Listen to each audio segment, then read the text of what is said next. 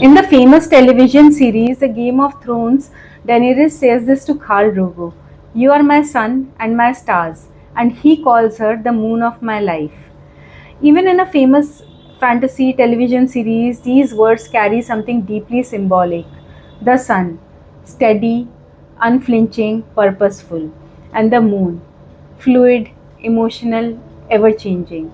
The sun is masculine and the moon is feminine. The sun is clarity, the moon is feeling. The sun is soul, the moon is our mind. And we say this all the time to the people we love the most: "You are my sun and my moon." It could be your spouse, your child, your parent. It means you are my purpose, you are my peace, you are my light. With you in my life, everything else makes sense.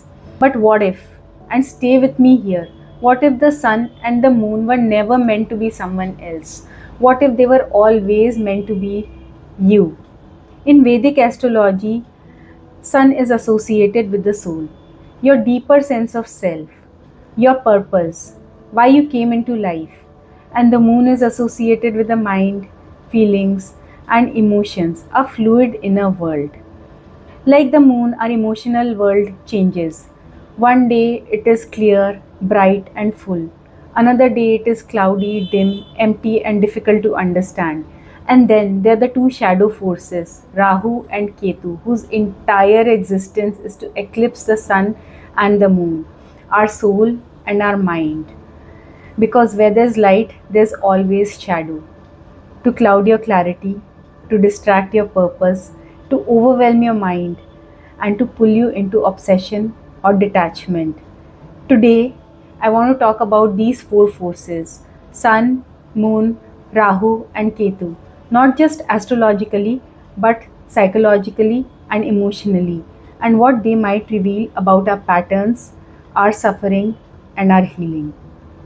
Hi, I'm Sachita Agarwala and welcome to my channel Antar Yatra, a space where I share ideas from ancient Indian wisdom that have helped me in my own healing journey, and maybe they will help you too.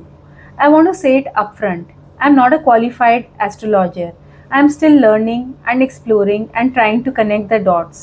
But this connection between the sun, the moon, Rahu, and Ketu, it almost felt like an epiphany to me, something that explained the contradictions and the inner conflict that I had felt for years but never had been able to fully articulate. The strange tug between focus and distraction, between purpose and obsession, between material and spiritual. In Vedic astrology, sun is considered as the Naisargik Atmakaraka, or the natural significator of the soul. It represents ego, identity, personality, and purpose. Think of someone you know who seems to move through life with a quiet certainty, not performance, not arrogance, just inner clarity. They know what they stand for, they know their values, they know what matters to them. There's something very steady about them. That is strong sun energy. And now think the opposite. Think of someone who continuously doubts themselves, who is always looking for external validation, who feels lost.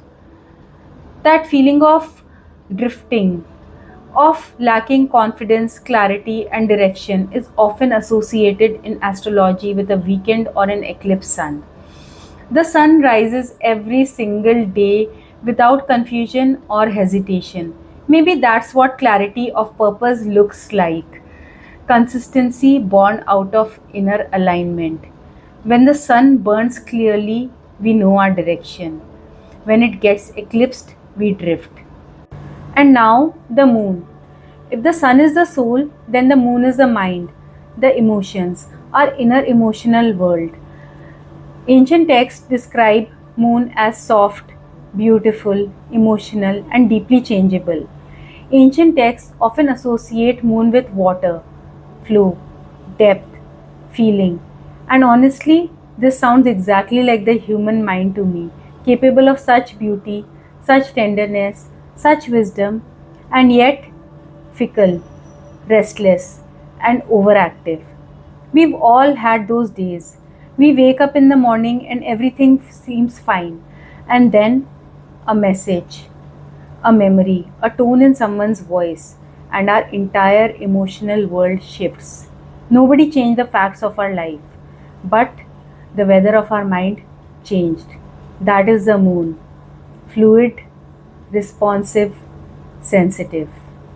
And a strong moon doesn't mean that you don't feel difficult emotions. It means that the emotions become our honest guides and not hijackers. A strong moon is not unfeeling or emotionally numb. In fact, you can feel the entire spectrum of emotions: sadness, joy, fear, anger without losing yourself in them, without them consuming or overpowering or hijacking your mind. But when the moon becomes weakened or clouded, the emotions they stop flowing clearly. They pool, they overwhelm, they kind of consume. They feel very, very restrictive. And that is what a weakened or a clouded moon looks like. And here's what I find deeply symbolic: the sun and the moon are two great luminaries in Vedic astrology, symbols of royalty. But maybe true royalty is not a crown. Maybe this is what true royalty is: a clear sun and a clear moon, a soul that knows its direction, and emotions that guide and not hijack or overpower. And I want to pause here and ask you something. When was the last time you felt truly connected to your purpose? Not your job, not your responsibilities, but your deeper reason for being here. And when was the last time when your emotions felt like guidance and not something you're constantly trying to survive? I'm asking because what I'm about to share might just explain why those two things can feel so difficult to hold on to. Because in Vedic astrology, there are two shadow forces whose entire existence is to eclipse these two lights: the sun and the moon, our soul and our mind. And these two shadow forces are Rahu and Ketu. In Vedic mythology, Rahu and Ketu came from the same being, Swarbhanu. In case you haven't heard the story before, legend says that during Samudra Manthan, or the great churning of the cosmic waters for the nectar of immortality or Amrit, an asura named Swarbhanu disguised himself and secretly drank the nectar. But before the nectar of immortality or Amrit could pass through him fully, the sun and the moon recognized its deception and exposed him. And Lord Vishnu cut him into two. The head became Rahu and the body became Ketu. And ever since, these two shadow forces have been chasing and eclipsing the sun and the moon for exposing them. Now, stay with me here because this is where it gets psychologically fascinating.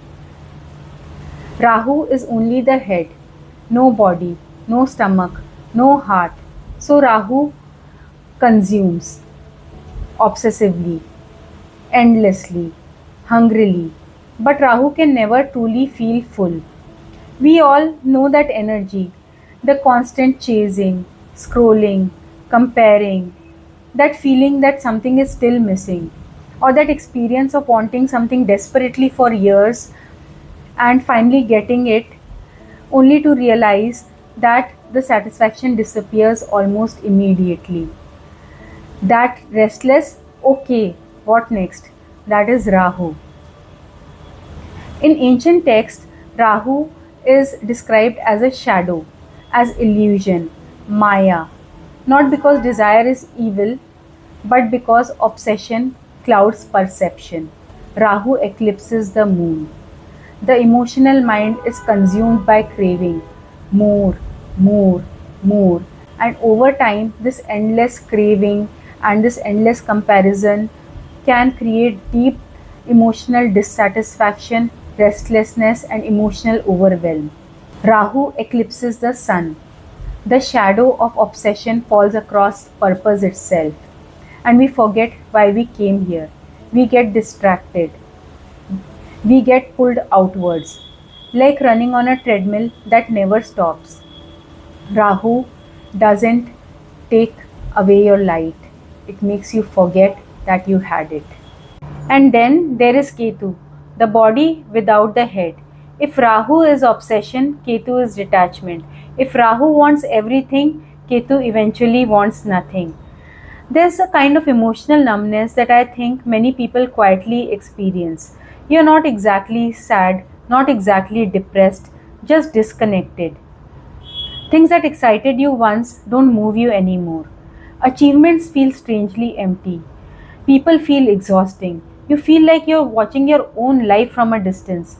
That is Ketu energy. Ketu can create disinterest, detachment, and emotional flatness.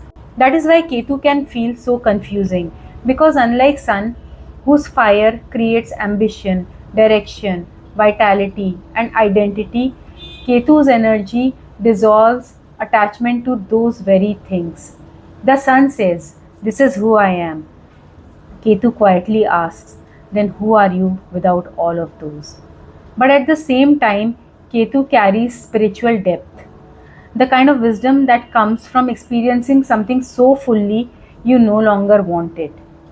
And here's the interesting part: Rahu and Ketu are not really separate, they are the same entity split into two poles of the same axis, 180 degrees to each other. In a birth chart, Rahu and Ketu sit opposite to each other, 180 degrees apart. And maybe life itself is a journey of balancing these two extremes. The part of us that wants too much, the part of us that feels too less. The craving, the numbness, the obsession, the emptiness. Most of us spend our lives oscillating between these two poles. मन के मेरे ये भरम, कच्चे मेरे ये करम, लेके चले हैं कहाँ, मैं तो जानू ही ना. So two shadows, one making you chase endlessly and the other making you detach completely. Sounds bleak, right? But this one reframe changed everything for me. What if Rahu and Ketu are not exactly the enemy? What if the obsession of Rahu is pointing to exactly where your soul needs to grow in this lifetime? And what if the detachment of Ketu is pointing to what you've already mastered and what you don't need to chase anymore? The Rahu Ketu axis isn't a punishment, it's a map. Rahu says, "Go there, learn this, do this." It feels urgent and desperate because it matters. Ketu says, "Let that go. You've already lived it. It doesn't need your energy anymore." I do think it's worth understanding where Rahu sits in your chart, the exact house and sign and the area of life where your soul feels deeply hungry for experience, expansion, and fulfillment. Because very often that unfulfilled desire slowly becomes a pattern of obsession, of chasing, of comparing, of wanting more. So if you notice yourself feeling deeply attached to something, a person, a goal, or a version of life you can't let go of, get into observer mode and get curious. Ask yourself, what is this obsession pointing to? Instead of asking, how can I get it? Ask, what can I learn from wanting it so badly? And that numbness, that flatness, that feeling of why nothing feels worthwhile anymore, look at the sign and the house where Ketu is placed in your chart. Because very often, where Ketu is placed points to what strangely feels familiar to the soul, what may have been deeply mastered, experienced, and emotionally exhausted. So, when you notice this, instead of panicking in that moment, pause and ask yourself, what have I already mastered? What is ready to be released? What am I holding on to that my soul may have actually finished with? And in my understanding, maybe that's what astrology is really all about. Not about predicting every event, not about controlling the future, but becoming a little more aware. Aware of what we are chasing, aware of what we are releasing, aware of the patterns that are quietly shaping our lives. Because the sun and the moon, the soul and the mind are always there. Their light doesn't go off during an eclipse, it is only temporarily hidden, and every eclipse eventually passes. And when we say to someone that you are my sun and my moon, we think we are expressing our love, and maybe we are.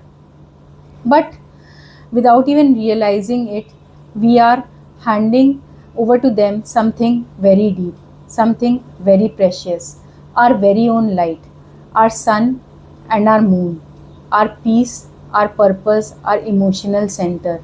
As if someone else is now holding the light that was always meant to exist within us. And yet we keep searching for that light outside, in others, in relationships, in validation. Rahu and Ketu will continue to create shadows through desire, through distraction, through obsession, through detachment. But the shadows are not the whole story. The light is. You are your own sun, you are your own moon. And maybe the journey is not about becoming someone new, it's about remembering who you were all along beneath all the eclipses. And that remembering is the Antaryatra, the inner journey. So, if this video stirred something in you, please share it with your friends and family. So, what is eclipsing your sun right now? And what is clouding your moon? Drop it in the comments below, because sometimes naming it, even in a comments box, is the beginning of seeing it more clearly.